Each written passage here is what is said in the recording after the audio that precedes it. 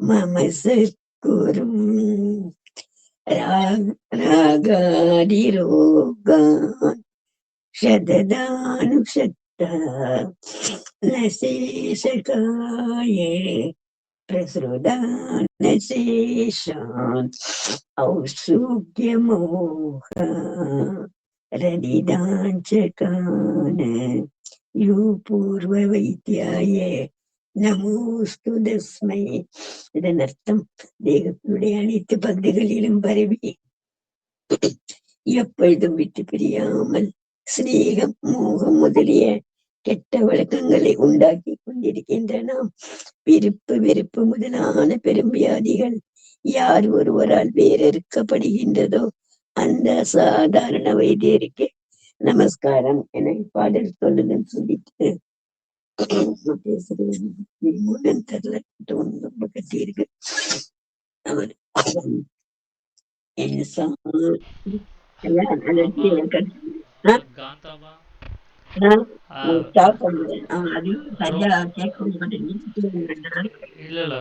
ரொம்ப சிரமப்படாதீங்க, ரெஸ்ட் எடுங்க. இல்ல இல்ல, அது இங்க கிளைமேட் எப்படி இருக்கு, ஃபுல்லு காத்துல, ஸ்கூல் எல்லாம் லீவ் விட்டுருக்கா. ஒரு மாதிரி டோனே திறக்கவே முடியல. சரிங்க, ஓகே.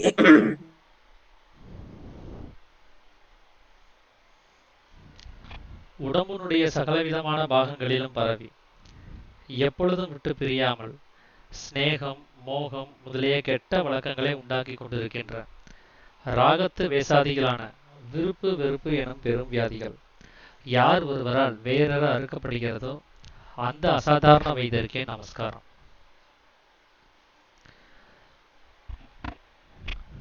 நாம நேத்திக்கு வரைக்கும் 6ல இருந்து 8 வரைக்கும் இருக்கக்கூடிய சட்டங்கள்ல திருமணம் சார்ந்த விஷயங்களை சாமி சொல்லியிருந்தார். திருமணம் அப்படின்னு சொல்லக்கூடிய நிகழ்வுல எந்த விதமான சமய சடங்குகளும் உண்டு பண்ணாம சிம்பிளா வெறும் மாலையை மாத்திக்கிறது, கை கோர்த்து அக்னியை வலம் வர்றது, இதை தவிர்த்து வேற எந்த சடங்குகளும் அங்க அவசியம் இல்லை. அதனால இந்த மத்திம விவாகம் அப்படின்னு சொல்லக்கூடிய அந்த ஒரு முறையே நம்ம சித்த வித்தியார்த்திகளுக்கு போதுமானது அப்படிங்கிறத சாமி சொல்லியிருந்தாரு. அது மாத்திரம் இல்லாம ஒரு சித்த வித்தியார்த்தி, அதாவது சித்த வித்தை தெரிந்து கொண்ட பெண்ணை மட்டுமே தான் திருமணம் செய்யணும், இருவரும் இணைந்து ஆன்மீக பயணத்துல இருக்கணும் அப்படிங்கிறதையும் சாமி முன்னிறுத்தி இருந்தாரு. ஒருவேளை இந்த சித்த வித்தை அறியாத ஒரு பெண்ணை திருமணம் செய்ய வேண்டிய ஒரு தருணம் வர பட்சத்துல அந்த பெண்ணுக்கு இது சார்ந்த விஷயங்களை புரிய வச்சு வித்தை வாங்கினதுக்கு அப்புறம் தான் அந்த பெண்ணை நம்ம மணக்கணும் அப்படிங்கிறதையும் சாமி தெளிவுபடுத்தி இருந்தாரு. திருமணத்துக்கு வேற யாதொரு பொருத்தங்களையும் நம்ம பார்க்க வேண்டிய அவசியம் கிடையாது. மன பொருத்தம் ஒன்றே சிறந்த பொருத்தம். அது இருக்கும் பட்சத்துல தாராளமாக நாம் திருமணம் செய்து வைக்கலாம் அப்படிங்கிறதையும் சாமி தெளிவுபடுத்தி இருந்தார். இன்னைக்கு நம்ம பார்க்க இருக்கிறது 9வது சட்டம். அதாவது சித்த வித்தை பெற்றவர்கள் மனசாட்சிக்கு விரோதம் இல்லாத மாதிரி எந்த ஒரு வேலையா இருந்தாலும் செய்யலாம், ஆனா விரோதமான எந்த ஒரு காரியத்தையும் செய்யக்கூடாது. அவங்க இந்த ராகத்வேஷம் அதை முன்னிறுத்தக்கூடாது. ஒரே நிமிஷம்.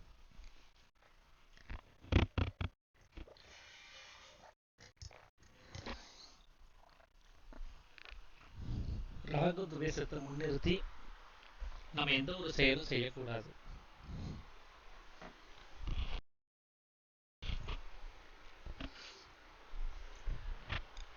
நாம எந்த ஒரு செயல் செய்யறதா இருந்தாலும் சத்தியத்தை மட்டுமே முன்னிறுத்தி அதையுமே லட்சியமாக வச்சு நியாயமாகவும் மரியாதையாகவும் சாந்தமாகவும் சந்தோஷமாகவும் நடக்கணும் அப்படிங்கிறதையும் சாமி சொல்றார். இது நம்மளுடைய தொழில் சார்ந்த விஷயம் மாத்திரம் கிடையாது. இது நாம மற்றவங்க கிட்ட நடந்துக்கக்கூடிய முறைகள்லையும் இது இருக்குது. இந்த ராகத்வேஷம் அப்படின்னு சொல்லக்கூடிய அந்த விஷயம் வரும்போது அங்க என்ன ஆகும் அப்படின்னா, அந்த வெறுப்பு வரும்போது சுயநலம் அப்படிங்கிறது மேலோங்கும். இப்போ நான் வேறு, அவர் வேறு, இது என்னுடைய குடும்பம், அது அந்நியருடைய குடும்பம், இது என்னுடைய மகன், அது மற்றவனுடைய மகன் அப்படிங்கிற அந்த பிரிவினைகளை நம்ம கவனித்து பார்க்க வேண்டிய ஒரு சூழல்ங்கிறது ஏற்படுது. அப்போ அங்கே ஏகோதர சகோதரத்துவம் அப்படிங்கிறது அங்கே அடிபட்டு போயிடும். சகல விதமான ஜனங்களுடனும், அவங்க சித்த வித்தியார்த்தியாக இருக்கலாம், இல்லாமலும் இருக்கலாம், யாராக இருந்தாலும் அனைவருடனும் நாம ஐக்கியமாக ஏகோதர சகோதரத்துவத்தோட நடக்கணும் அப்படிங்கிறது தான் சாமி சொல்லக்கூடிய முதல் சட்டமாக இருந்தது. ஆனா நமக்குள்ளார அந்த ராகத்வேஷம் இருக்கும் பட்சத்துல நம்மளால அந்த சகோதரத்துவத்தை பின்பற்ற முடியாது. அந்த சுயநலம் மேலோங்கும் சமயத்துல சத்தியத்தையும் காப்பாற்ற முடியாது. ஏன்னா சத்தியம் அப்படிங்கிறது என்னவாக இருக்குது அப்படின்னா, தானும் தன்னால பிரதிபலிக்கப்பட்ட யாவும் ஒரே சக்தி தான். நாம பார்க்கக்கூடிய அத்தனை விஷயங்களும் தன்னிலிருந்து பிரதிபலித்து வெளியில வந்தது தான். அதனால நான் அப்படின்னு சொல்லக்கூடிய நிலைமைங்கிறது இங்க தனித்துவமாக இல்லை, எல்லாமுமாகவே இருக்குது அப்படின்னு சொல்லி நம்ம தெரிஞ்சுக்கக்கூடிய அந்த சத்தியமானது நமக்கு தெரிவிக்கப்படாமலே போயிடும். அப்ப அங்க ஒரு நியாயமான ஒரு வழிமுறை இருக்குமான்னு கேட்டா இருக்காது. அநியாயமாக நடக்க வேண்டிய அவசியம் ஏற்படும். நான் வேறு இன்னொருத்தர் வேறு அப்படிங்கிற ஒரு சுவாபம் அங்க ஏற்படும் போது அந்த மரியாதை, எனக்கு கொடுக்கக்கூடிய மரியாதை நான் இன்னொருத்தருக்கு தரமாட்டேன். அப்ப இன்னொருத்தரை நான் சகோதரத்துவத்தோட நான் அணுகலை, அவரோட ஸ்நேக மனப்பான்மையில நான் பழகலை அப்படின்னு சொன்னா பல விஷயங்கள்ல ஏதாவது ஒரு விரோதத்தை அவரோட நான் ஏற்படுத்திக்க வேண்டியதா இருக்கும். அப்ப அங்க விரோதம் வரும்போது என்னுடைய சாந்த குணம் என்ன ஆகும், காணாம போயிடும். அவர் செய்யக்கூடிய செயல்களுக்கு நான் ரியாக்ட் பண்ண வேண்டியதா போகும். அவர் எனக்கு எதிராக இருக்கிறதாக நான் எண்ண வேண்டிய அவசியம் ஏற்படும். அப்ப என்னால சாந்தமாக நடக்க முடியாது. சாந்தம் இல்லை அப்படிங்கிற சமயத்துல அங்க சந்தோஷமும் கிடைக்க போறது கிடையாது. அப்போ முக்கியமாக நமக்கு இந்த ராகத்வேஷம் அப்படின்னு சொல்லக்கூடியது, இந்த விருப்பு வெறுப்பு அப்படின்னு சொல்லக்கூடியது, நான் வேற எதிரில் இருக்கக்கூடிய பிம்பம் வேற அப்படிங்கிற அந்த எண்ணங்களை நாம ஒழித்து விடணும். அதுதான் இந்த 9வது சட்டம் சொல்லுது. இது யாருக்கான சட்டம் அப்படின்னா சித்த விதை பெற்றவர்களுக்கானது. அப்போ அடிப்படையாக அந்த 30 ரூல்ஸையும் ஃபாலோ பண்றவங்க சித்த வித்தியார்த்திகள்னு சொல்லக்கூடியவங்க. அதுல ஒரு சில நடவடிக்கைகளை மட்டும் கை கொள்கிறவங்க சித்த விதை பெற்றவர்கள்.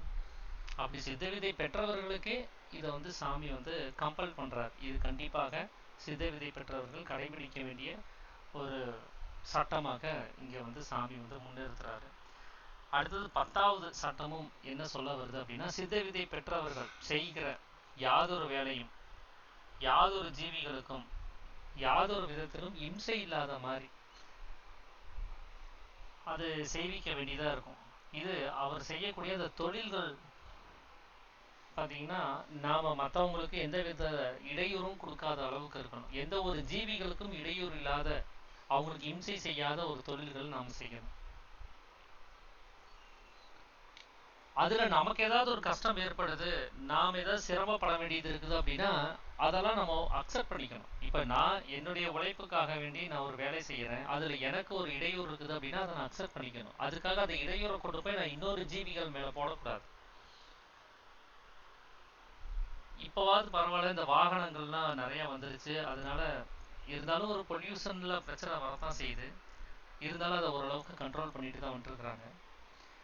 இதே இந்த வாகனங்கள், இயந்திர வாகனங்கள் வர்றதுக்கு முன்னாடி குதிரை வண்டி, மாட்டு வண்டின்னு சொல்லி சவாரிகள் செஞ்சுட்டு இருப்பாங்க. அப்போ நம்மளுடைய கால் வலிக்க கூடாதுங்கிறதுக்காக நாம இன்னொரு மிருகத்தை நாம அதுல பூட்டி அது மேல உட்காந்து நம்ம பயணம் கொண்டுட்டு இருக்கோம். எதுக்காகனா, எனக்கு இடையூறா இருக்குது, எனக்கு சிரமமா இருக்குது, என்னுடைய சிரமத்தை நான் நிவர்த்தி பண்ணிக்கணும் அப்படிங்கிறதுக்காக இன்னொரு உயிரை நாம சிரமப்படுத்தாது. இது சம்பந்தமா எனக்கு ஒரு சாமியினுடைய வாழ்க்கையில நடந்த ஒரு விஷயம் இப்ப நினைவுக்கு வருது. அதையும் நான் இதுல பகிர்ந்துக்கிட்டா சரியா இருக்கும்னு நினைக்கிறேன். அங்கே கேரளத்தில் ஒரு இடத்துக்கு சாமி வந்து பிரசங்கம் செய்யறதுக்காக போயிட்டு பிரசங்கம் முடிச்சுட்டு திரும்பி வருகிற சமயத்தில் அவர் ஒரு மாட்டு வண்டியில் ஒரு 2-3 பேரோட சேர்ந்து அவர் வந்துட்டு இருக்கிறாரு. அப்போ எதிரில் ஒரு பைத்தியக்கார பெண்மணி அப்படின்னு சொல்லி இந்த உலகம் நினைக்கக்கூடிய ஒரு அந்த பர்தா அணிந்த ஒரு இஸ்லாமிய பெண். அவங்க வந்து எப்போவுமே கிழிஞ்ச மாதிரி அழுக்கா பைத்தியக்காரத்தனமா, அவங்க பேசுறது ஒன்றுமே புரியாது. அந்த ஊரில் அவங்களுக்கு பைத்தியக்காரன் அப்படிங்கிற ஒரு பட்டத்தை தான் அவங்க சூட்டியிருப்பாங்க. அப்படிதான் அந்த கோணத்தில் தான் அந்த பெண்மணி எல்லாரும் கவனிப்பாங்க. அந்த பெண்மணி இந்த சாமி செல்லக்கூடிய இந்த மாட்டு வண்டிக்கு இடையில வந்து நின்றுட்டு சாமியை பார்த்து, கொஞ்சமாவது அறிவு இருக்கா, நீ சுகமா உட்காந்துட்டு போறதுக்காக இந்த ஜீவிகளை கஷ்டப்படுத்துறையே, இதெல்லாம் நீ சிந்திச்சு பார்க்க மாட்டியா அப்படின்னு சொல்லி அவங்க மலையாளத்துல ரொம்ப கத்தி சொல்றாங்க. அப்போ கூட இருக்கிறவங்கள என்ன சாமியை பார்த்து இப்படி ஒரு வார்த்தையை சொல்லிட்டாங்களேன்னு சொல்லி அவங்க பக்கத்துல இருக்கிறவங்கள ஆக்ரோஷப்படவும் சாமி எதிரி இல்லை அவங்க வந்து சரியா தான் சொல்றாங்க அப்படின்னு சொல்றாரு. கூட இருக்கிறவங்க இல்லை, இது வந்து பைத்தியக்கார பெண், இது அவங்க சொல்றதை நம்ம பொருட்படுத்த வேண்டியது இல்லை அப்படின்னு சொல்லும் போது சாமி சொல்றாரு, அவங்க பைத்தியம் கிடையாது, அவங்க ஒரு ஞானி. இன்னொன்னா, யார் எந்த கருத்து சொல்றதா இருந்தாலும் அது சரியாக வருகிற தருணத்துல யாராக இருந்தாலும் அதை ஏத்துக்க வேண்டிய ஒரு நிலைமை இருக்குது. அதனால அந்த கருத்தை நாம ஆழமாக சிந்திச்சு பார்க்கும் போது அது சரின்னு தான் வருது.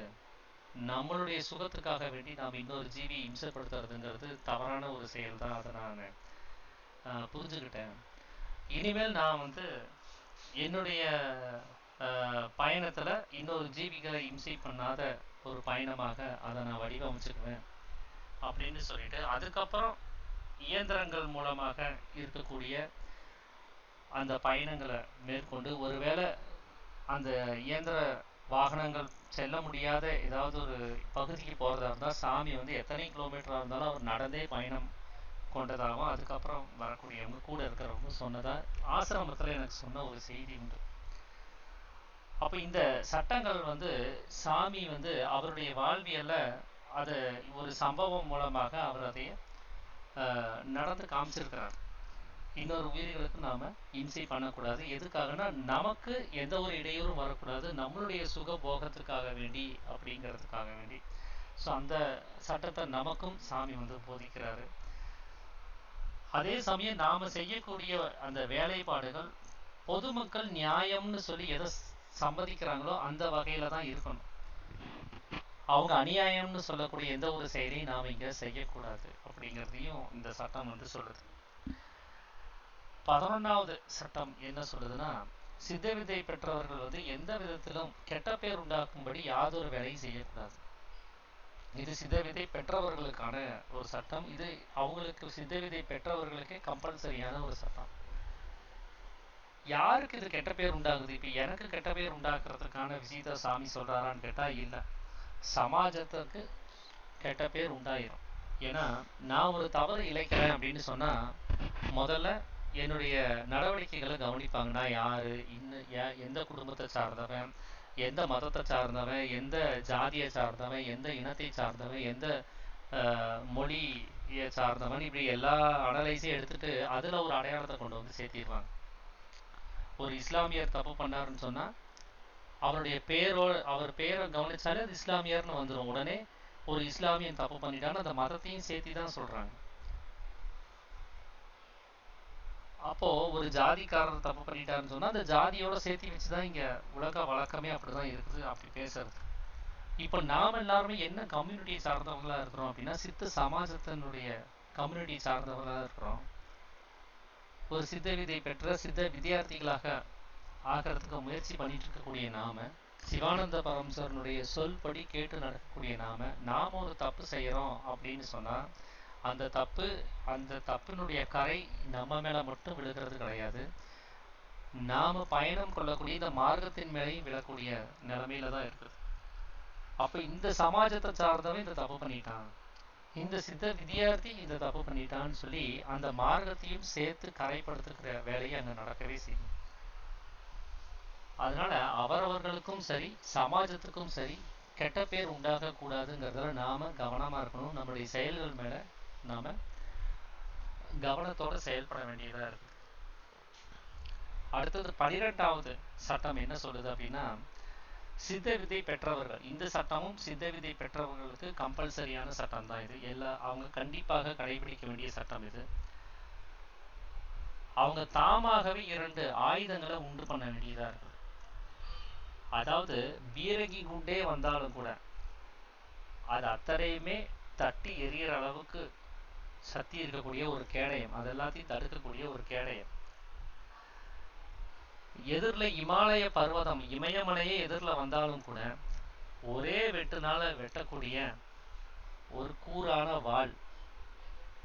இந்த 2 ஆயுதங்களை நாம கையில வச்சுக்கணும். கேடயமும் இந்த வாளும் இங்க நமக்கு தேவைப்படுது. அதுல இந்த வாள் அப்படிங்கிறது என்ன அப்படின்னா, பொறுமை அப்படின்னு சொல்லக்கூடிய ஒரு வாள். கேடயம் அப்படிங்கிறது என்ன அப்படின்னா, தைரியம், தீரதை அப்படின்னு சொல்லக்கூடிய அந்த துணிவு. அப்ப நாம எந்த ஒரு காரியம் செய்யறதா இருந்தாலும் அது சத்தியத்துக்கு சரியான வகையில் இருக்கிற சமயத்துல நாம யாருக்கும் பயப்படக்கூடாது. யார் தடையாக இருந்தாலும் துணிவுடன் நாம இறங்கி அந்த வேலையை செய்யணும். அதுக்கு எதிராக இந்த உலகமே நின்னாலும் கூட நம்முடைய துணிவுல எந்த ஒரு குறைச்சலும் இருக்கக்கூடாது. துணிந்து அந்த வேலையை செய்ய வேண்டியதா இருக்குது. அதே சமயம் நம்ம பொறுமையோட இருந்தோம் அப்படின்னு சொன்னா அதுதான் மிக கூர்மையான வாள். அந்த பொறுமையை வச்சு எல்லாரையும் வீழ்த்திட முடியும். அதனால்தான் பொறுத்தார் புவியாழ்வார் அப்படின்னு சொல்லுவாங்க. அந்த பொறுமைங்கிறது தான் இங்க வாளாக இருக்குது.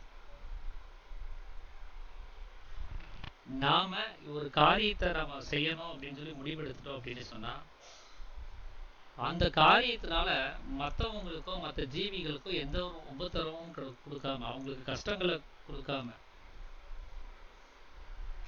அதே சமயம் மற்ற உயிர்கள்னாலேயோ மற்றவங்களாலேயோ நமக்கு ஏதாவது இடையூறு வந்தாலும் அதையும் பொருட்படுத்தாம நாம செய்ய நினைச்ச காரியத்தை சரியாக செய்யணும். அதுக்கு சாமி ஒரு உதாரணம், இந்த ஒரு சின்ன கதை மாதிரி ஒரு உதாரணம் இதில் அவர் அட்டாச் பண்ணியிருப்பாரு. கிருஷ்ணதாசன், ராமதாசன் அப்படின்னு சொல்லி 2 பேர் இருக்கிறாங்க, ஃப்ரெண்ட்ஸுங்க. இவங்க 2 பேரும், இந்த ராமதாசனும் கிருஷ்ணதாசனும் இணைந்து பழகிறது இந்த ஊருக்கு பிடிக்கவே இல்லை. அதனால இவங்க 2 பேரும் சந்திக்க கூடாது, இவங்க 2 பேரும் பேசிக்க கூடாதுன்னு சொல்லி தடையா இருக்கிறாங்க. ஆனா இவங்க 2 பேரும் சந்திச்சு பேசுறதுல இந்த ஊருக்கு ஒரு பிரச்சனையுமே கிடையாதுதான், அவங்களுக்கு எந்த உபத்திரமும் கிடையாதுதான். ஆனாலும் இவங்க பழகக்கூடாது அப்படின்னு சொல்லி வெறுமனே ஒரு இடத்துல கொடுத்துட்டே இருக்கிறாங்க. இப்ப இந்த கிருஷ்ணதாசர் ராமதாசனுடைய வீட்டுக்கு போகணும்னு சொல்லி முடிவு பண்ணிட்டு போறாரு. அவங்க எல்லாம் தடுக்கிறாங்க, நீ போகக்கூடாது அப்படின்னு சொல்லி. அந்த கிருஷ்ணதாசனை பிடிச்சி அந்த கெட்ட எண்ணத்தினால, இவங்க 2 பேரும் சேரக்கூடாதுங்கிற அந்த கெட்ட எண்ணத்தினால அவரை பிடித்து தள்ளவும் அடிக்கவும் செய்யறாங்க. இப்ப இந்த கிருஷ்ணதாசர் என்ன பண்ணணும் அப்படின்னா, பதிலுக்கு பதில் எதுவும் திருப்பி அடிக்க கூடாது, அதுக்கு கவலைப்படவும் கூடாது. என்ன தடை நேர்ந்தாலும், எவ்வளோ இம்சைகள் நமக்கு ஏற்பட்டாலும், எவ்வளோ இடையூறுகள் ஏற்பட்டாலும், இந்த கிருஷ்ணதாசர் முன் வச்ச கால மீண்டும் முன்னாடி தான் வைக்கணுமே தவிர, எந்த காரணத்தை முன்னாடி வச்சோம், எந்த காரணத்தை காண்பிச்சோம், ஐயோ இதெல்லாம் இடைஞ்சலா இருக்குதுன்னு சொல்லி பின் வைக்கக்கூடாது. அப்படி அந்த தள்ளுக்கும் அந்த முள்ளுக்கும் கஷ்டத்தெல்லாம் அனுபவிச்சுக்கிட்டு இருந்தாலும் நான் அந்த காரியத்தை நான் சாதிச்சே தீருவேன் அப்படின்னு சொல்லி அந்த முன் வச்ச கால பின் வைக்காம அடுத்தடுத்து முன் வச்சுட்டு போகக்கூடிய அந்த ஒரு செயலுக்கு பேர் தான் துணிவு அப்படிங்கிறது. அதே சமயம் அங்க நடந்த அந்த இடையூறுகளை, அந்த பிரச்சனைகளை கொஞ்சமும் பொருட்படுத்தாம அதை அப்படியே சந்தோஷத்தோட, அதுல எந்த ஒரு சங்கடமோ எந்த ஒரு விரக்தியோ எந்த ஒரு விரோதமோ எதுவுமே இல்லாம அதை மகிழ்ச்சியோட அவர் ஏத்துக்கிற அந்த நிலைமைக்கு பேர் தான் பொறுமை அப்படின்னு சொல்லக்கூடியது. இந்த கதையில ஒரு தத்துவார்த்தம் ஒண்ணு ஒளிஞ்சிருக்குது. அதுல ராமதாசன் அப்படின்னு சொல்லக்கூடியது, ராமன் அப்படிங்கிறது ஜீவன், கிருஷ்ணதாசன் அப்படின்னு சொல்லக்கூடியது மனம். இந்த மனசும் இந்த ஜீவனும் சேரணும். ஸோ அதுதான் இங்க முக்கியமான செயல்பாடா இருக்குது. அதுக்கு இந்த உலகம்ங்கிற அந்த அகங்காரம் தடையா இருக்குது. அந்த அகங்காரம் எதேதோ பிரச்சனைகளை கொண்டு வந்து சேர்க்குது. உபஜீவனத்துக்கான பிரச்சனை, ஆசாபாசங்கள், சொந்தக்காரங்க, ஃப்ரெண்ட்ஸுங்க, இந்த அரசாங்கத்தினால ஏற்படக்கூடிய சட்டங்கள், நம்மளுடைய பண்பாடு, நாகரிகம், கலாச்சாரம்னு எதையோ கொண்டு வந்து முன்னாடி நிறுத்தி ஒரு தடையை ஏற்படுத்திக்கிட்டே இருக்கலாம். நாம அதுல இந்த மனசை கொண்டு போய் இந்த ஜீவன்ல சேர்க்கிறதுக்கு விடாம இங்க என்னென்ன செய்ய முடியுமோ அதான் இந்த அகங்காரம் எவ்வளவு செய்ய முடியுமோ, எவ்வளவு இடையூறுகளை கொடுக்க முடியுமோ அது எல்லாமே அது கொடுக்கலாம். ஆனா நாம என்ன பண்ணணும், அந்த இடையூறுகள் எல்லாம் மகிழ்ச்சியோடு அனுபவிச்சுக்கிட்டே தொடர்ந்து பயணிக்கணும். இந்த கிருஷ்ணதாசனாக இருக்கக்கூடிய மனசை கொண்டு போய் ராமதாசனாக இருக்கக்கூடிய ஜீவன்ல ஐக்கியப்படுத்துற வேலையை நம்ம பாட்டுக்கு அந்த வேலையை செஞ்சுக்கிட்டே இருக்கணும். அதுல பின்னோக்கி நிறுத்திடக்கூடாது. கொஞ்ச நாள் கழிச்சு பார்த்துக்கலாம், அப்புறமா கவனிச்சுக்கலாம், இந்த பிரச்சனை சால்வ் ஆனதுக்கு அப்புறம் பார்த்துக்கலாம் அப்படின்னு சொல்லிட்டு அதை நாம பின் எடுத்துட்டு போகக்கூடாது. அதுவும் இந்த 12வது சட்டம்ங்கிறது ரொம்ப முக்கியமான ஒரு விஷயமா நான் கவனிக்கிறேன். 4வது சட்டத்தை போலவே இதுவும் ஒரு முக்கியமான ஒரு சட்டம். ஏன் அப்படின்னா அவங்கள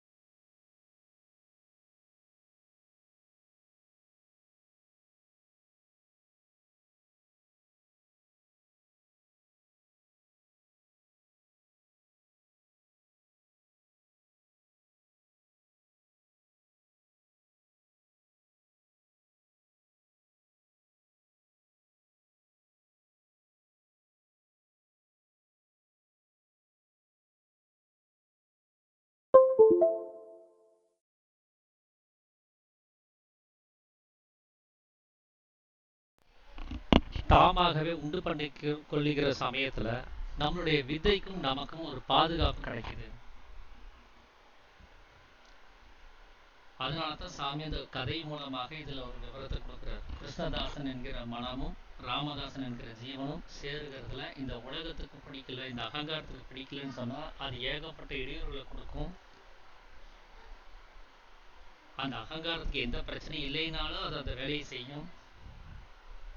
ஆனாலும் நம்மளுடைய வேலை அந்த காலை பின்னெடுத்துட்டு வராம முன்னெடுத்துட்டு போறது தான். இந்த மனசை கொண்டு போய் ஜீவனோட ஐக்கியப்படுத்துற வேலையை செய்யணும். அதனால இந்த உலகத்துல நம்ம எதெல்லாம் இடையூறாக, எதெல்லாம் பிரச்சனையாக நம்ம அனுபவிக்கிறோமோ அத்தனையுமே மகிழ்ச்சியாக அதை ஏத்துக்கிட்டு அந்த தள்ளுக்கும் முள்ளுக்கும் எந்தவித ஒரு விரோதமோ எந்த ஒரு கவலையோ காண்பிக்காம நம்ம தொடர்ந்து அந்த வேலையை செய்யணும். அப்படிங்கிறது தான் இந்த 2 ஆயுதத்தினுடைய உபயோகமாக சாமி சொல்றார். அதனால இந்த 2 ஆயுதங்கள், அது வாள் அப்படின்னு சொல்லக்கூடிய அந்த பொறுமையாகட்டும், கேடயம்னு சொல்லக்கூடிய தைரியமாகட்டும், நம்மில் இருக்கக்கூடிய வாசியாக இருக்கக்கூடிய குதிரையாகட்டும், இதெல்லாம் எதை இங்க குறித்து சொல்லுது அப்படின்னா, இந்த விஷ்ணுவனுடைய அவதாரங்கள் ஒவ்வொன்றா சொல்லுவாங்க. மச்ச அவதாரம் அப்படின்னு சொல்லி, வாமன அவதாரம், வராக அவதாரம், நரசிம்ம அவதாரம்னு சொல்லி, அதுல இந்த 10வது அவதாரமா இருக்கக்கூடிய கல்கி அவதாரத்தை பத்தின டீட்டெயிலிங் வந்து கொடுத்துருக்க மாட்டாங்க. ஒரு சிம்பிள் மட்டும் கொடுத்துருப்பாங்க. ஒருத்தர் குதிரை மேல உட்காந்துக்கிட்டு வாளையும் கேடயத்தையும் வச்சிருப்பாரு, ஒரு குதிரையில உட்காந்துட்டு இருப்பாரு. இதுதான் கல்கி அவதாரம்னு ஒரு அடையாளம் மட்டும் இருக்கும். இந்த சட்டத்தை கவனிக்கும் போது எனக்கு அந்த அவதாரத்தினுடைய அந்த சிம்பிள் எனக்கு நினைவுக்கு வருது. வாசி என்கிற குதிரையில தீரதை அப்படின்னு சொல்லக்கூடிய அந்த கேடயத்தையும், பொறுமை அப்படின்னு சொல்லக்கூடிய வாளையும் வச்சுக்கிட்டு இருக்கக்கூடியவன் எவனோ அவனே கிருஷ்ணாவதாரத்துக்கு அடுத்தபடியாக இருக்கக்கூடிய அந்த கல்கி அவதாரமாக தன்னை உருவெடுக்க முடியும். அவனால மாத்திரம்தான் இந்த மாயை அப்படின்னு சொல்லக்கூடிய கலியுகம் அப்படின்னு சொல்லக்கூடிய இந்த மாயை வென்றெடுக்க முடியும். அதுக்கு இந்த குவாலிஃபிகேஷனாக அப்போ ஞானிகளால் காண்பிக்கப்பட்ட அந்த சிம்பிள் இங்க இந்த சட்டங்கள்ல எனக்கு இந்த பிரதிபலிப்பா தெரியுது. அது இந்த ஆயுதங்களை நாமவே நம்முடைய சொந்த முயற்சியினால உண்டு பண்ண வேண்டியதாகும் அப்படிங்கிறத சொல்றாரு. இதுதான் இந்த 9வது சட்டத்திலிருந்து 12வது சட்டமாக வரைக்கும் இருக்கக்கூடிய விஷயங்களை நான் இன்னைக்கு உங்களோட பகிர்ந்துக்கணும் அப்படின்னு சொல்லி நினைச்சேன். பாலசுப்ரமணியம் ஐயா, அனைவருக்கும் ஆத்த நமஸ்காரம்.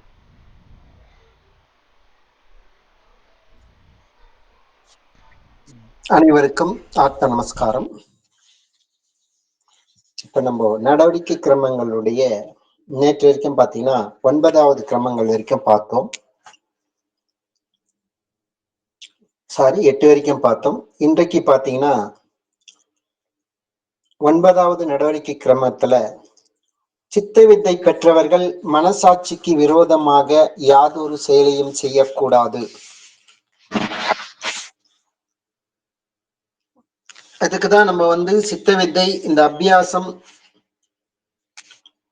உபதேசம் பெறும் பொழுதே உடலாலும் மனதாலும் கர்மத்தாலும் நம்ம மனசாட்சிக்கு அவருடைய ஆத்மாவுக்கு சாட்சியாக அதுக்கு விரோதமாக யாதொரு செயலையும் செய்ய மாட்டோம் என்ற உறுதிமொழியும் கொடுத்திருக்கோம். அதுதான் ஞானபிதா ஏற்கனவே கொடுக்கப்பட்ட 2 சத்திய வாக்குகள் ஞானபிதாவுக்கு காணிக்கையாக கொடுத்த நான்வெஜ், அதாவது அசைவ உணவை தொடமாட்டோம், இந்த உடலை சீரழிக்கக்கூடிய போதைப் பொருட்களை தொடமாட்டோம் என்ற ஒரு உறுதிமொழி, அதையே அவருக்கு காணிக்கையா கொடுத்துட்டோம். வாழ்நாள்ல திரும்ப பெறமாட்டோம் என்ற இந்த இதுவும் கொடுத்திருந்தோம். கூடவே சரிதான் மனசாட்சிக்கு விரோதமாக செய்ய மாட்டோம்னு சொல்ற மாதிரில பாத்தீங்கன்னா அதையே இந்த இடத்துல 9வது சட்டத்துல ஞானபிதா கொண்டு வந்திருக்கிறாரு.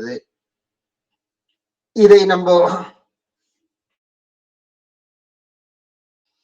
நடைமுறை வாழ்க்கையில் இதை செயல்படுத்த வேண்டும் என்றால் நமக்குள் இருக்கக்கூடிய இந்த ராக துவேஷங்கள் ஒழிந்தால்தான் இது முழுமையாக நாம் செயல்படுத்த முடியும். இதுதான் இந்த ராக துவேஷங்களுக்கு அடிப்படையாக 8 காரணங்களையும் ஞானபிதா சொல்லி இருக்கிறார். நம்ம எத்தகைய செயல் செய்தாலும் இந்த ராக துவேஷத்துக்கு அடிப்படையான இந்த 8க்குள்ள அடங்கிவிடும். காமம், குரோதம், லோபம், மோகம், மதம், ஆச்சரியம், டம்பம், பொறாமை.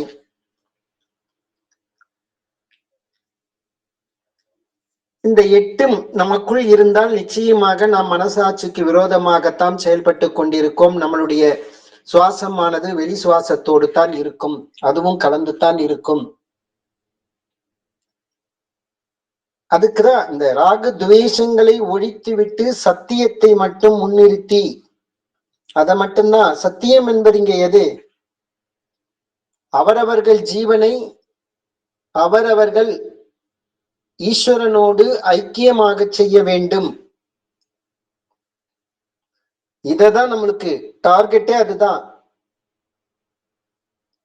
அதை மட்டும்தான் நம்ம முன்னிறுத்தி, நியாயம் அதுக்குன்னு முறை தவறி போவது கிடையாது. நியாயமாகவும் மரியாதையாகவும்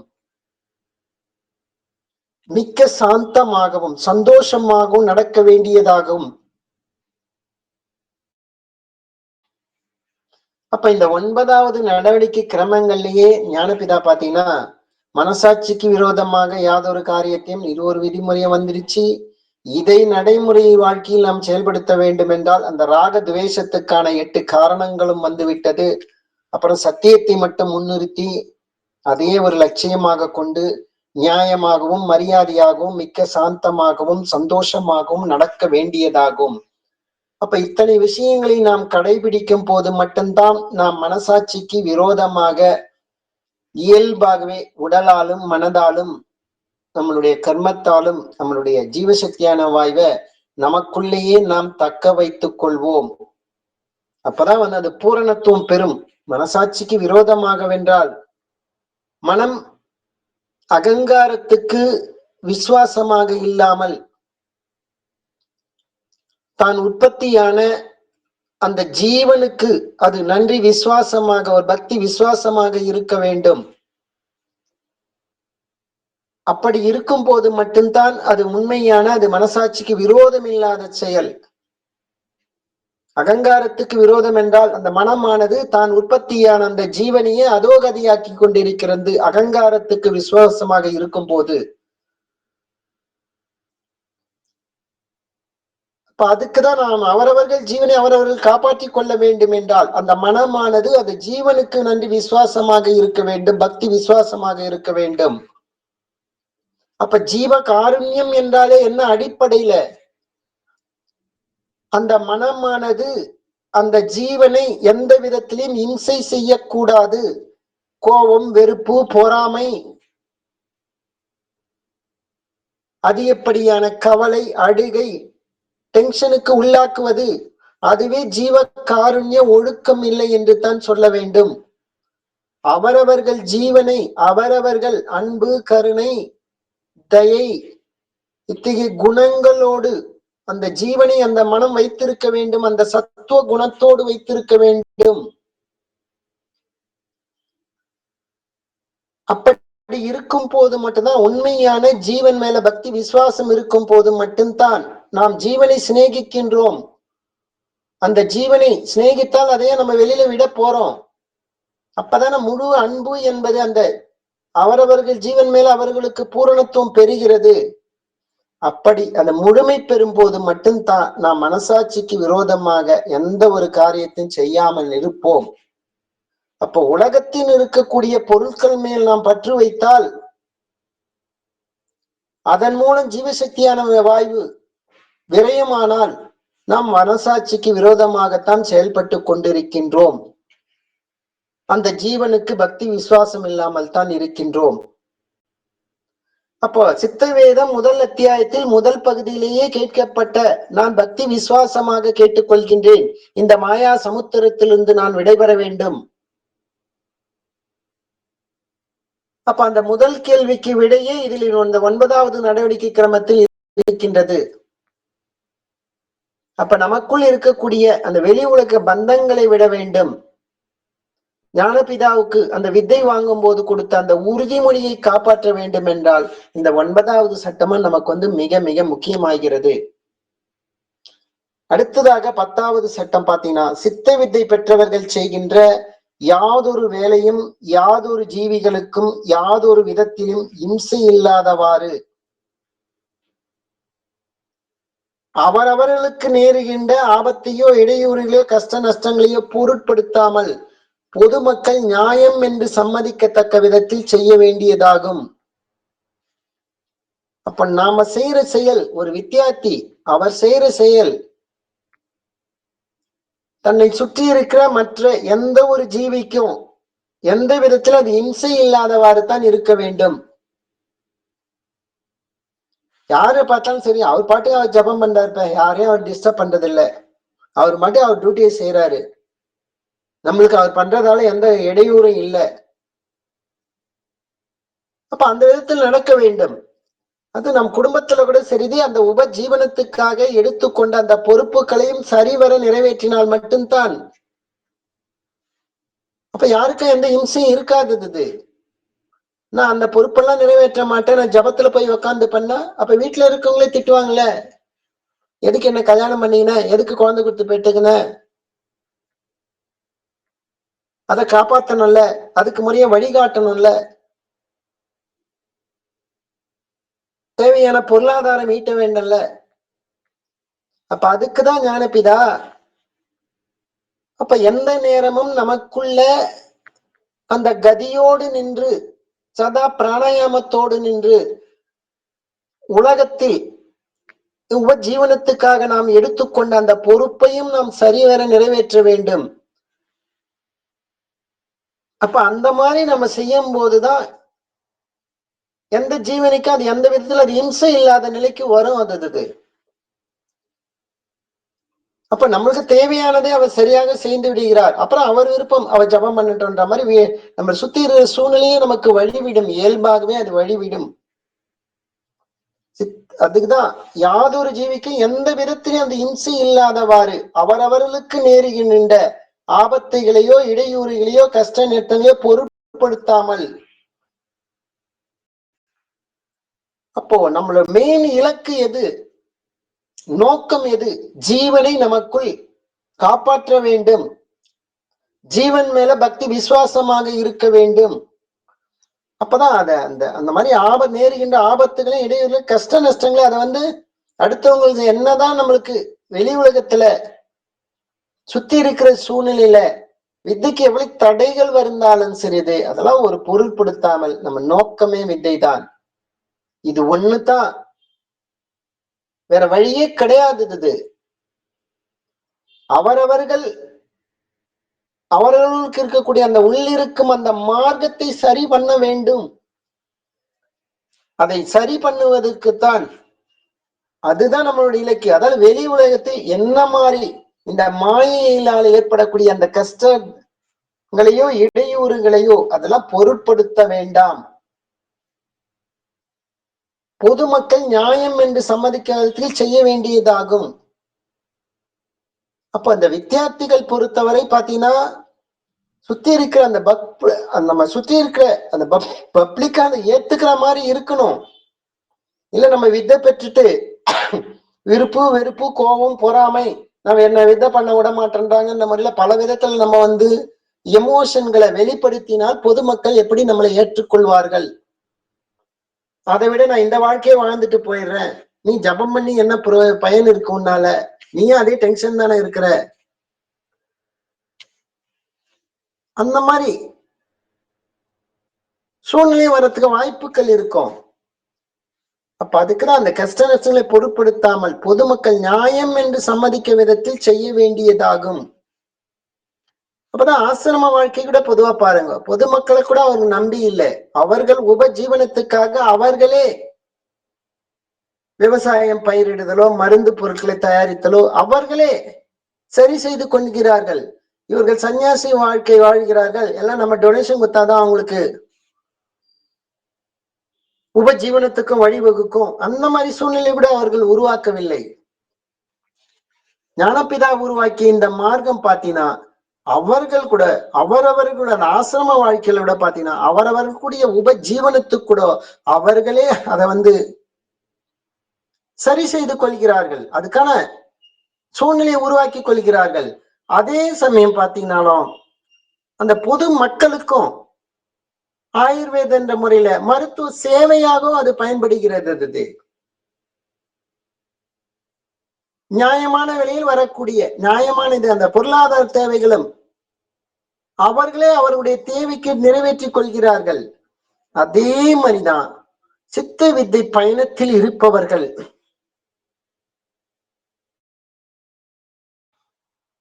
அவரவர்கள் தன்னுடைய எதிர்காலத்திற்கான அடிப்படை தேவைகளையும் அவரவர்கள் சரியான முறையில் தன்னிறைவு செய்து கொள்ள வேண்டும்.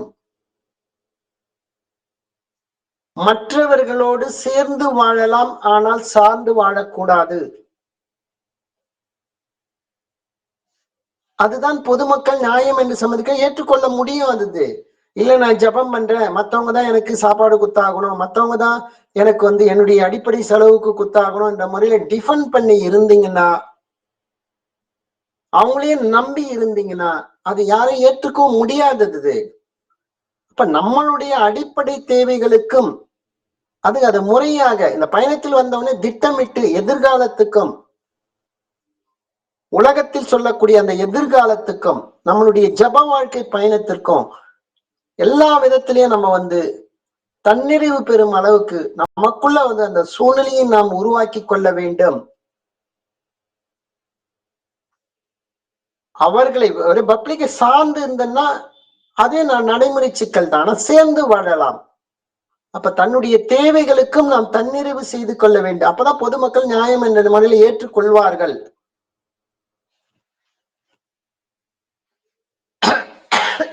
அப்பதான் எந்த விதத்திலையும் எந்த ஒரு ஜீவிக்கும் அது இம்சை இல்லாத நிலையில இருக்கும். அது அப்போ வெளி பப்ளிக்கால நாம் செய்யக்கூடிய வித்தைக்கு ஏதோ பலவித விமர்சனங்கள் தடைகள் இருந்தாலும் அதெல்லாம் ஒரு லிஸ்ட்லயே சேர்த்துக்க வேண்டாம். நமக்கு அவங்களுக்கு தெரியல, அறியாமையில் தான் அவர்கள் சொல்கிறார்கள். நம்ம நான்வெஜ் சாப்பிடாத இருக்கிறது கூட பல பேர் விமர்சனங்கள் வெளியில இருக்கதான் செய்யும். அவர்கள் அறியாமையில் கூறுகிறார்கள். நாம் இந்த வித்தையை புரிந்திருக்கோம், சித்த வேதத்தை புரிந்திருக்கிறோம். இதுக்கான வழிமுறையை நமக்கு ஞானபிதா உபதேசமாக காட்டி கொடுத்திருக்கிறார். இதில் தெளிவான ஒரு புரிதல் இருந்தாலே இயல்பாகவே நமக்குள்ள அந்த இடையூறுகளோ, அந்த கஷ்ட நஷ்டங்களோ, ஆபத்துங்களோ அதெல்லாம் பொருட்படுத்தாமல் வாழ்ந்து கொண்டு தான் இருப்போம். நம்மளுடைய அந்த நோக்கத்தில் மட்டும்தான் நம்ம முழு கவனமாக இருப்போம். அப்ப அந்த மாதிரிதான் நடக்கணும்ன்ற அப்படின்ற முறையில தான் இந்த 10வது விதிமுறை ஞானபிதா சொல்றாரு. சித்த வித்தை பெற்றவர்கள் எவ்விதத்திலும் கெட்ட பெயர் உண்டாக்கும்படியாக யாதொரு வேலையும் செய்யக்கூடாது. இந்த கெட்ட பெயர் வித்தியார்த்தியாக இருந்து ஒரு கெட்ட பெயர் உண்டாமல் செயல் செய்தால் கூடவே அது நம்மோட மட்டும் போகாதது, இந்த மார்க்கத்தின் மேலேயே ஒரு அவநம்பிக்கையை உண்டுபடக்கூடிய அந்த சூழ்நிலை வந்து இயல்பாகவே உருவாகிவிடும். அப்ப வித்தை பெற்றோம் என்றால் அந்த ஜாக்கிரதை உணர்வு என்பது நாளுக்கு நாள் நாம் அதிகரிக்க வேண்டும், ஒரு சராசரி மனிதனை விட. அப்ப இந்த வித்தை மார்க்கத்தில் நாம் என்ன கற்றுக்கொண்டோம்? இயல்பாகவே 5 புலன்கள் வழியாக நம்முடைய ஜீவசக்தியான வாயு விரயமாகுவதை அதை தடுத்து நிறுத்தி ஒரு புள்ளியில் குவிக்கின்றோம். ஜீவனே நம்மளுடைய கவனத்தை முழுமையாக குவிக்கின்றோம். அப்ப இயல்பாகவே நமக்கு அந்த மனதை ஒருநிலைப்படுத்தக்கூடிய அந்த திறமை நமக்கு இயல்பாகவே இருக்கும்.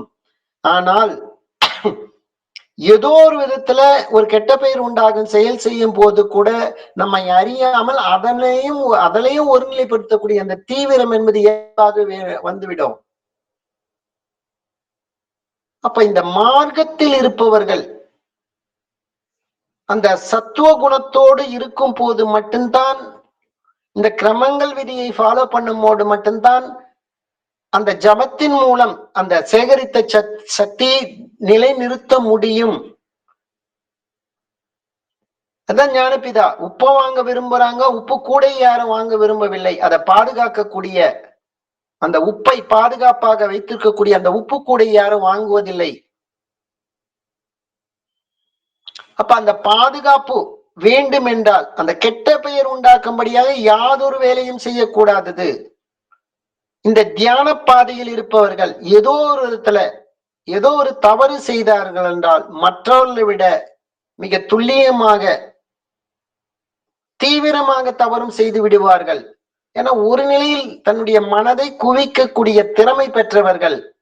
அவங்களை அறியாமலே அதுல போயிடுச்சுன்னா கூட ஏதோ ஒரு கெட்ட விஷயத்துல கவனம் போச்சுனாலும் தடையுமே இல்லாமல் தப்பு கூட செய்வார்கள். அப்ப அதுக்குதான் நமக்குள்ள அந்த ஜாக்கிரதை உணர்வு என்பது வேண்டும். ஏன் தவறு கூட அவ்வளவு இதுவாக பர்ஃபெக்டா செய்யறாங்கன்னா மனதை ஒருநிலைப்படுத்தக்கூடிய திறமை பெற்றவர்கள். உலகவாசியை விட அதிகப்படியான தப்புக்கு ஆட்கொள்ள விடுவார்கள். அப்ப எந்த அளவுக்கு நம்ம ஜபத்தினுடைய வாழ்க்கையில் முன்னேற்றம் இருக்கின்றோமோ அந்த அளவுக்கு நமக்குள்ள அந்த ஜாக்கிரதை என்ற உணர்வு வேண்டும். அது உடல் அளவிலும் சரி, அது மனதளவிலும் சரி, அது ஜீவன் அளவிலும் தேவை.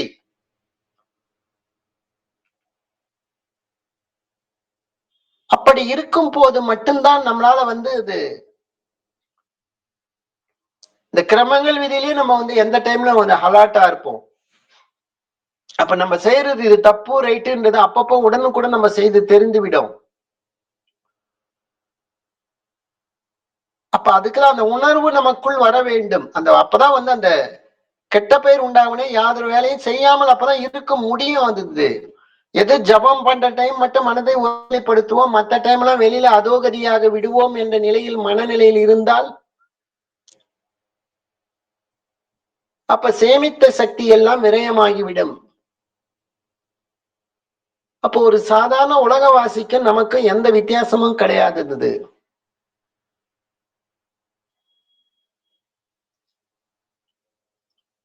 நம்ம மொத்தமாக செலவு பண்ணி விடுவோம். அதுக்குதான் ஞானபிதா இந்த கிரமங்கள் விதி, ராகத்வேஷத்தை ஒழிக்கணும், சத்தியத்தை முன்னிறுத்தணும், மரியாதையாகவும் சாந்தமாகவும் சந்தோஷமாக நடக்க வேண்டியதாகும். இதெல்லாம் நடைமுறை வாழ்க்கையில இந்த கிரமங்கள் விதியோரை நம்ம ஜாக்கிரதை என்ற உணர்வில் பூரணமாக நாம் கடைபிடிக்கும் போது மட்டும்தான் சரியது. எந்த விதத்துல கெட்டவர் உண்டாக்க முடியாது. அந்த செயலை செய்யாமல் இருப்போம், அப்பதான் இருக்க முடியும். அது இல்லைன்னா நம்மை அறியாமலே வெளி சுவாசத்திலேயே பழகப்பட்ட நாம் பிறந்ததிலிருந்து இது நாள் வரை ஏதோ 1 மணி நேரம் ஜபம்தான் செய்யறேன்னா, அப்ப எது அதிகமாக இருக்கிறது நம்ம வாழ்க்கையிலே பர்சன்டேஜ் விதத்துல பாத்தீங்கன்னா, அப்ப வெளி சுவாச வாழ்க்கை தானே அதிகமாக இருந்திருக்கு. அது இயல்பாகவே நம்மை வெளியே அழைத்து சென்று விடும்.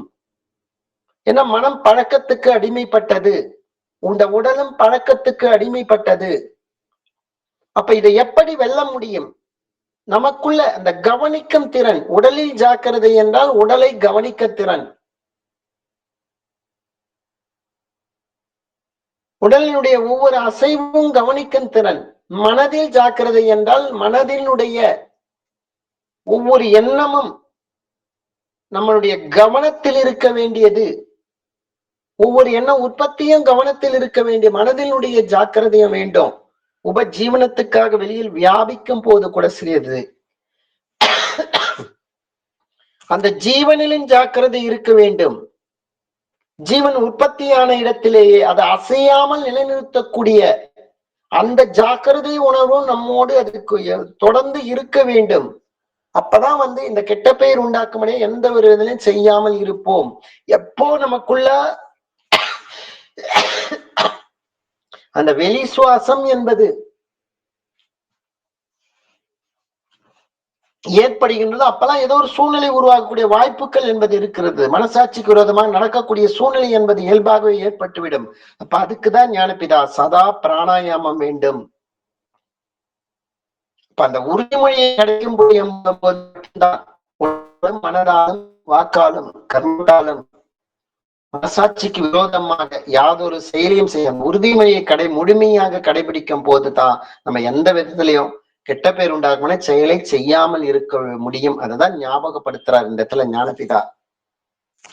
அடுத்ததாக சித்த வித்தை பெற்றவர்கள் தாமாகவே 2 ஆயுதங்களை உருவாக்க வேண்டியதாகும். இமயமலையை ஒரு பர்வத மலையை தடையாக வந்தாலும் அதை துண்டிக்கத்தக்க கூர்மையான ஒரு வாளும் ஆகும். தீரதை எனும் கேடயமும் சமா என்ற அந்த ஒரு வாளும் ஆகும். எவ்வளவு தடைகள் வந்தாலும் சரி, எனக்கு வித்தை தான் முக்கியம், அதை தாண்டி வேற எதுவும் எனக்கு முக்கியம் கிடையாது. இதுக்குதான் நான் ஃபர்ஸ்ட் பிரையாரிட்டி. இதுக்கு எவ்வளவு தடைகள் வந்தாலும் அது இந்த உலகத்துல எந்த விதத்துல வந்தாலும் சரி, என்னுடைய நோக்கம் அது என் ஜீவன் மேல ஒரு பக்தி விசுவாசம். அதுக்குதான் அந்த தடைகளை நம்ம தொடர்ந்து செயல்படுத்தினா அதெல்லாம் இந்த தடைகளை உடைக்கக்கூடிய ஒரே வாள் அதுதான் தீரதை என்ற ஒரு துணிவு வேண்டும். சமா என்ற பொறுமை, அதாவது அந்த தடைகளை யார் உண்டாக்கினார்களோ அவர்களை பழிவாங்கும் எண்ணம் இருக்கக்கூடாது அவர்கள் மேல். அவர்களையும் ஒரு பண்ணிக்கின்ற ஒரு பொறுமை வேண்டும், அந்த பக்குவம் வேண்டும். ஐயோ நான் நல்ல பாதையில் தானே போறேன், இவங்கள தடை பண்றாங்களே, அவங்கள பத்தியே நினைச்சிட்டு இருக்கிறது, அவங்கள என்ன பண்ணலாம் அப்படின்ற மாதிரி வேற விதமாக அந்த எண்ணமே நமக்கு அவர்கள் மேல விருப்பு வெறுப்பு போன்ற ராக துவேஷங்களை இயல்பாக அது உருவாக்கி விட்டுவிடும். அவர்கள் அறியாமையில் நமக்கு செய்கின்றார்கள். இந்த மார்க்கத்தை பற்றி அறியாமல் நமக்கு தடையை உண்டு பண்ணுகிறார்கள். அப்படின்ற முறையில அந்த பொறுமை வேண்டும். என்ன கேட்பது, காண்பது, அறிவது எல்லாமே நம்மளுடைய அவரவருடைய ஜீவனுடைய பிரதிபலிப்பு தான் இந்த உலகம். நம்மளுடைய அந்த எண்ண அலைகள் தான் நமக்கு அதுவே எதிர்ப்பாக நமக்குள் வந்து தடையாக நிற்கின்றது.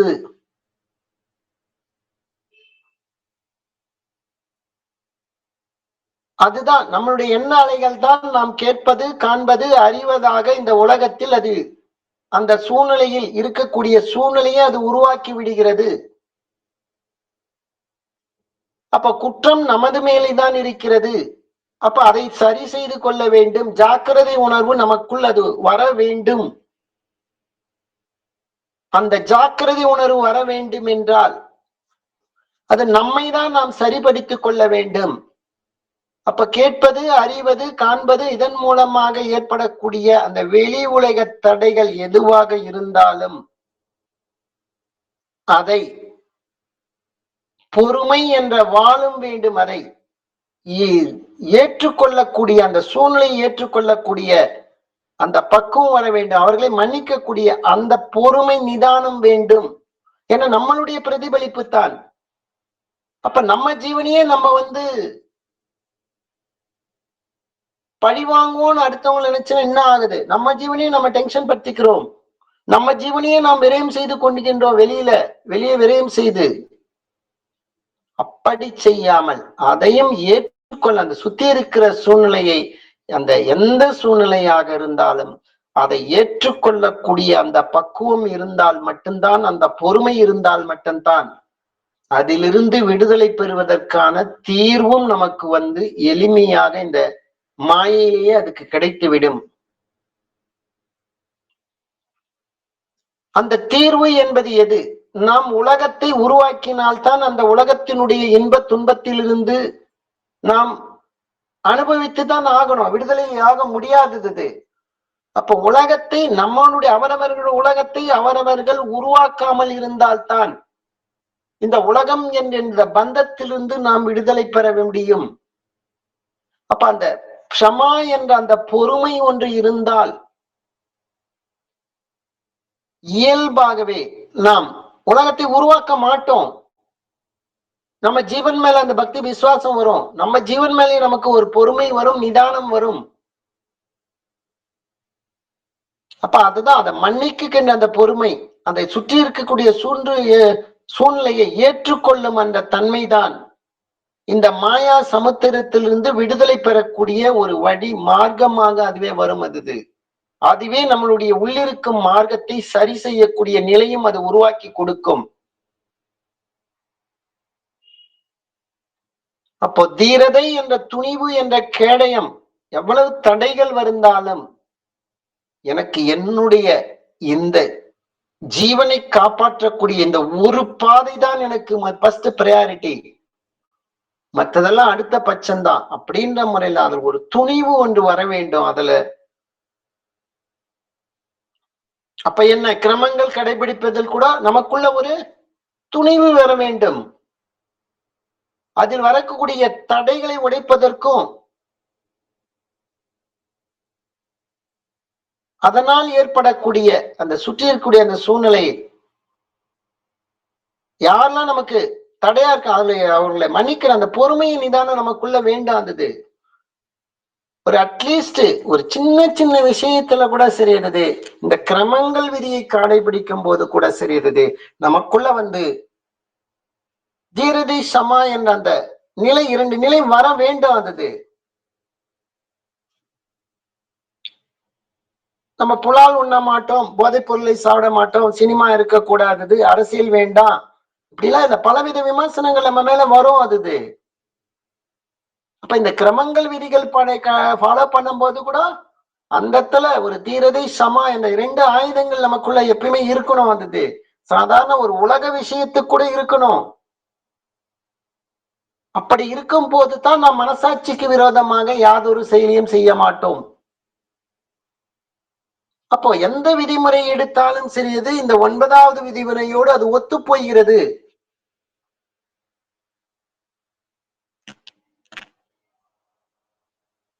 அப்ப அது நமக்குள்ள மனசாட்சி விரோதமா நடக்காத இருக்கணும்னா நமக்குள்ள அந்த தீரதை சமா இந்த ரெண்டு நிலை இருந்தால் மட்டும்தான், துணிவு பொறுமை இருந்தா மட்டும்தான்.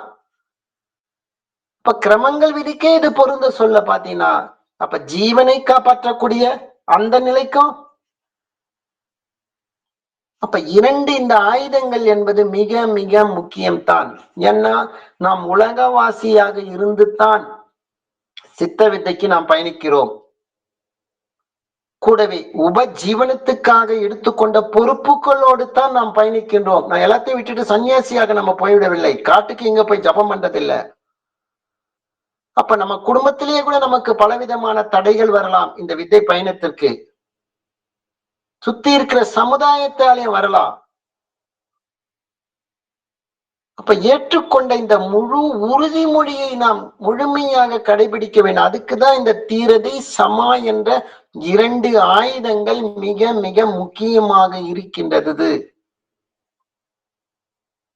இதை முழுமையாக நாம் கடைபிடிக்கணும்னா எவ்வளவு தடைகள் இருந்தாலும் என்னோட முன்வைத்த கால பின் வைக்க மாட்டோம். என்னுடைய பாதை சித்த வித்தை பாதை தான். என்னுடைய வாழ்க்கை கிரமங்கள் வாழ்க்கை தான். அதுக்கு அந்த துணிவு வேண்டும் நமக்குள்ள. அது செயல்படுத்துறதுக்கு நமக்குள்ள ஒரு வைராக்கியம் வேண்டும். கூடவே இதுக்கு யாரெல்லாம் தடையா இருந்தார்களோ அவர்களை ஏற்றுக்கொள்ளக்கூடிய அந்த மன்னிக்கின்ற அந்த பொறுமை நிதானமும் நமக்குள்ள இருக்க வேண்டும். அப்படி இருக்கும் போது மட்டும்தான் சரியது நம்மளால முழுமையாக மனசாட்சிக்கு விரோதமாக யாதொரு காரியத்தையும் செய்யாமல் இருக்குவதற்கான சூழ்நிலை அப்பதான் உருவாகும்.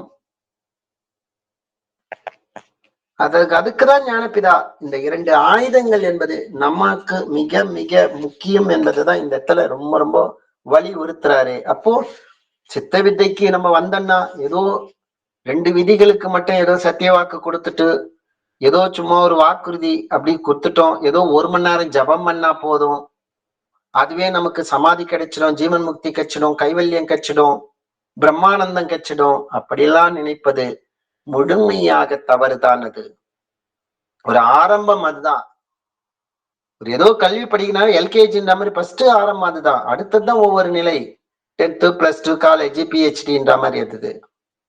ஒரு அடிப்படை உள்ள என்ட்ரி தான் ஆகியிருக்கும். ஒண்ணுமே தெரியாதவங்களுக்கு ஏதோ ஒரு சின்ன வழிமுறை இந்த ரூட்டு போன்ற மாதிரி. அப்ப இதை முழுமையாக நாம் கடைபிடிக்க வேண்டும் என்றால் கிரமங்கள் விதியும் நமக்குள்ள மிக மிக அதோட கிரமங்களோட புரிதலும் கூடவே நடைமுறை வாழ்க்கையில் இதை செயல்படுத்துதலும் கூடவே சித்த வேதத்தினுடைய புரிதலும் தொடர் ஜபமும் முறையான ஜபமும் இது எல்லாமே ஒரு புள்ளியில் ஒருங்கிணைத்து பெறும் போது மட்டும்தான்.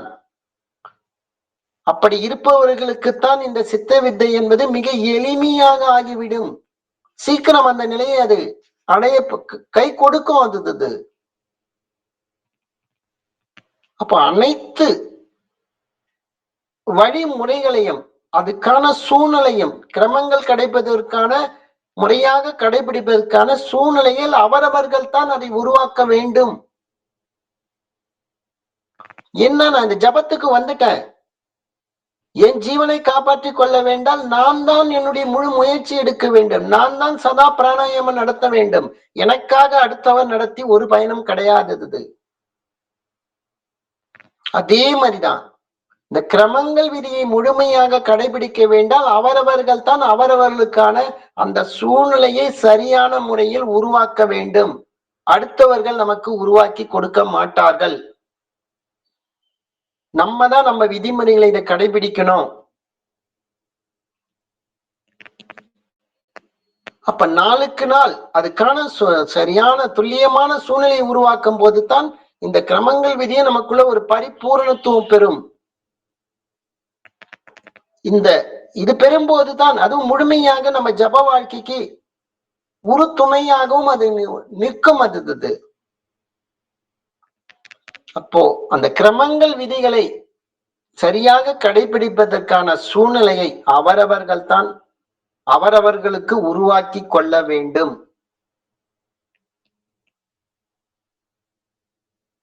அது மிக மிக முக்கியம். கூடவே சரியது நம்மளுடைய இது மட்டும் போதாது, தினசரி தொடர்ந்து நம்ம உள்ளுக்குள்ள சதா பிராணாயாமமும் நடத்தணும். கூடவே இந்த நிஷ்டையும் நமக்கு கை கூடணும். அப்போ அந்த வித்தியார்த்திகள் வாழ்க்கை என்பது சாதாரண உலக வாழ்க்கைக்கும் அப்படியே நேர் ஆப்போசிட்டமான வாழ்க்கை தான் இது. என்ன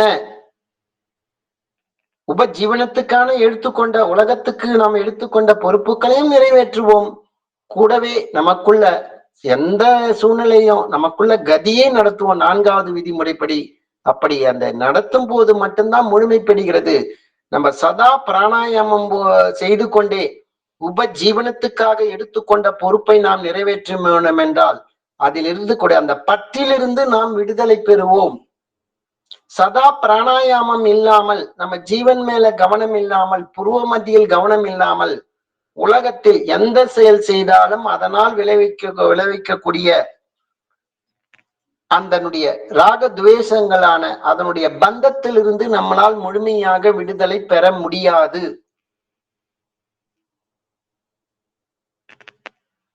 அப்போ எப்போ நமக்குள்ள அது சதா பிராணாயாமம் நடக்கின்றதோ, ஒரு க்ஷணம் கூட விடாமல் நம் ஜீவனை நமக்குள்ளேயே விரயம் செய்யாம உள்ளிருத்தி கொண்டு உபஜீவனத்துக்காக செயல்களை செய்யும் போது பாத்தீங்கன்னா அதுல பற்றில்லாமல் இருப்போம். ஆனால் கடமையை சரியாக செய்வோம். அதனால் விளைவிக்கக்கூடிய அந்த கர்ம அந்த ஜீவசக்தியான வாயுடைய அந்த பந்தத்திலிருந்து விடுதலை மீட்டெடுப்போம் இந்த உலகத்திலிருந்து. அதுதான் முழுமை பெறும், பூரணத்துவம் பெறும். அதுக்குதான் ஞானபிதா இத்தகைய வழிமுறைகளை நமக்கு வழிவகை. வெறும் ஜபம் இந்த ஏதோ இந்த உபதேசம் மட்டும் நம்மளுக்கு கிடையாது. கூடவே உபஜீவனத்துக்காக எடுத்துக்கொண்ட பொறுப்பையும் சரிவர நிறைவேற்ற வேண்டும் என்றால் இந்த கிரமங்கள் விதியும் நாம் முழுமையாக கடைபிடிக்கும் போது மட்டும்தான் அதுவும் முழுமை பெறும் என்பதுதான் இன்னைக்கு நான் உங்களோட பகிர்ந்து கொள்ள ஆசைப்பட்ட விஷயம். தொடர்ந்து நாளைக்கு நம்ம 13வது கிரமங்கள் விதியோடு பயணிப்போம். ஆத்ம நமஸ்காரம். யாராவது ஏதாவது கருத்துக்கள் இருந்தால் கூறலாம்.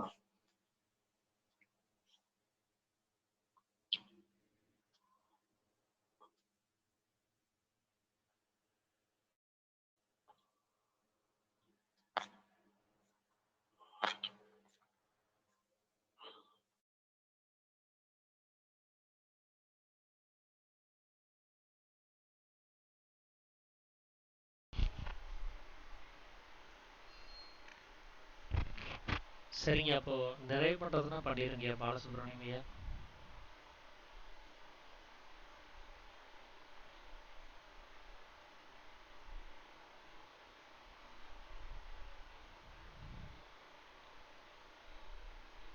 நிறைவு பண்ணிடலாங்களா சேகர் ஐயா?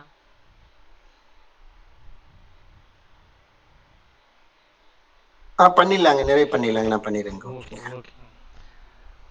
அடிப்படையில நம்ம இந்த சித்த வித்தை மார்க்கத்துல சித்த வேதம் நம்ம படிக்க சொல்லியே சரியது.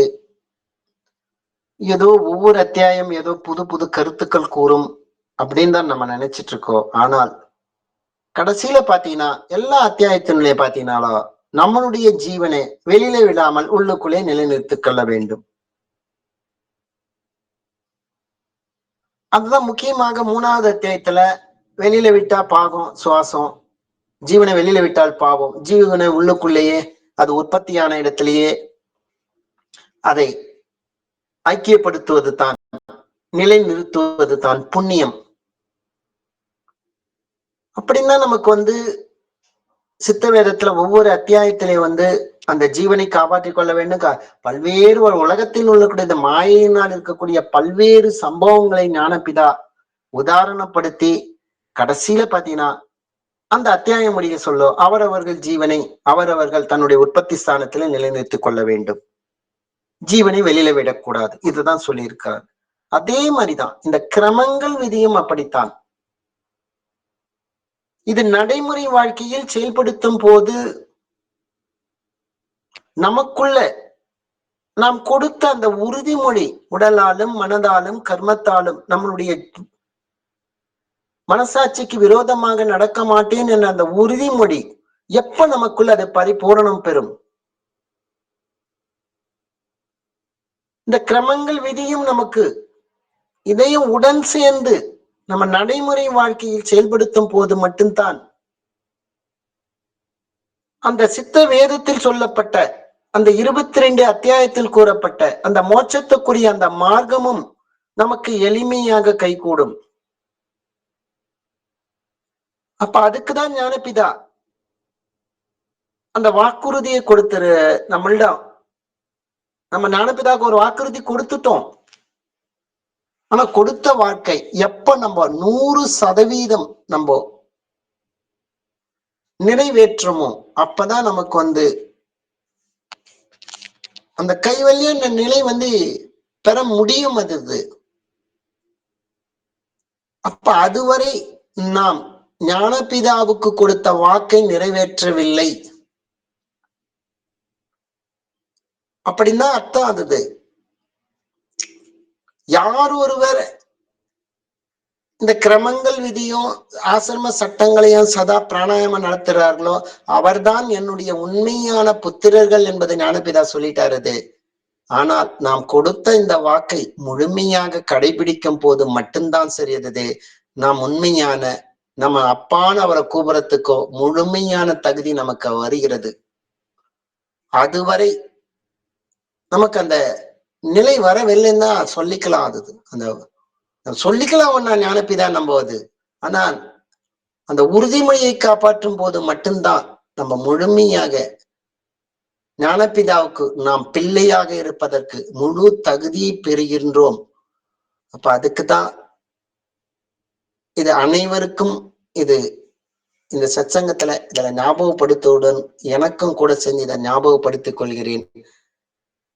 அதற்காகத்தான் நம்ம தினசரி எந்த சூழ்நிலையும் எந்த காலத்திலையும் நம்மளுடைய பிராணனை வெளியில விடாமல் உள்ளுக்குள்ளேயே சதா பிராணாயாமம் நடக்க வேண்டும். அப்ப கொடுத்த உறுதிமொழியை முழுமையாக காப்பாற்றும் போது மட்டும்தான் அது தன்னிறைவு பெறும் என்பதுதான் இன்றைய சத்சங்கத்தை நிறைவு செய்வோம். தொடர்ந்து நாளைக்கு பயணிப்போம். அனைவருக்கும் ஆத்ம நமஸ்காரம். அனைவருக்கும் ஆத்ம நமஸ்காரம் ஐயா. அனைவருக்கும் ஆத்ம நமஸ்காரம் ஐயா. ஆத்ம நமஸ்காரம். அனைவருக்கும்